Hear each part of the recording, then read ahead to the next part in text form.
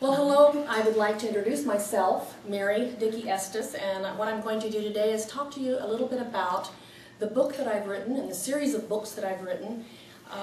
This series is called Army of Angels, and if you know anything about Mormon history, you might know that early on the Mormons had what they called the Council of 50, and that was a group of men who had taken upon themselves to create a new world order with Jesus Christ, when he came back to earth, his second coming, to be the head of the world government, and the Mormon church to be in leadership positions.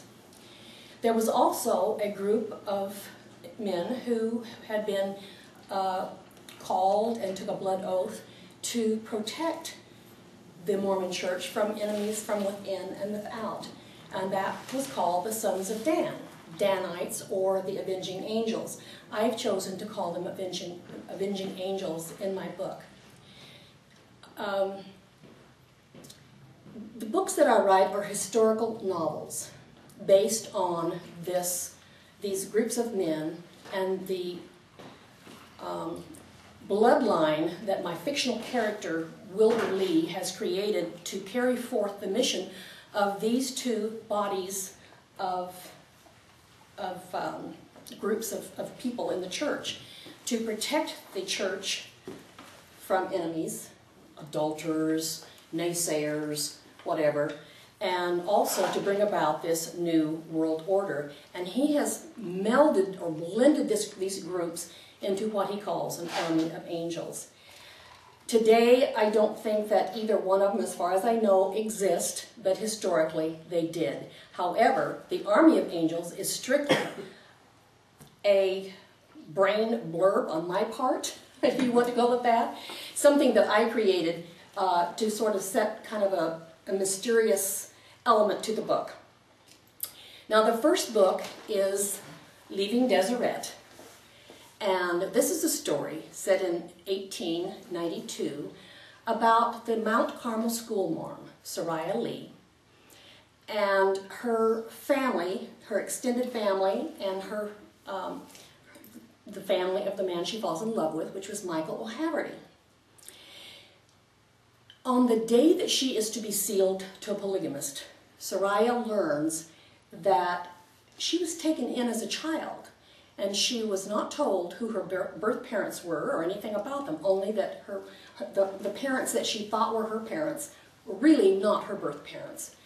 So this is something that, you know, it was like a big shock to her to find out that she was not truly raised, from this family that had raised her from birth.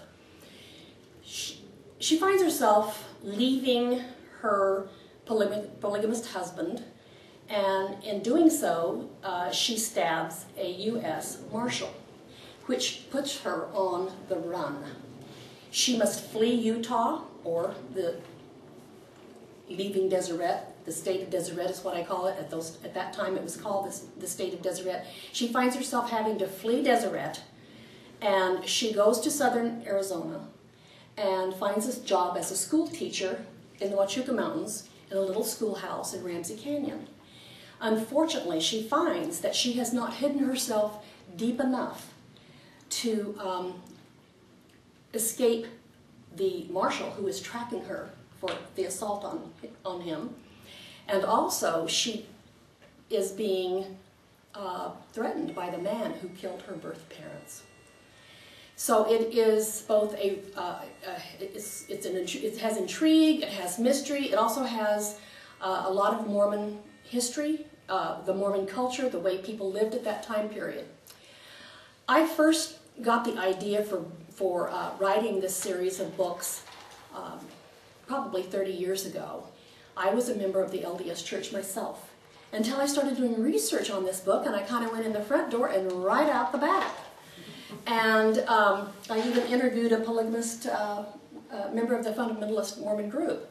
Now, as you know, polygamy is not practiced nor condoned by the official Mormon church today, But 100 years ago, it was practiced and condoned by the LDS Church, and that's where you get the fundamentalist groups today.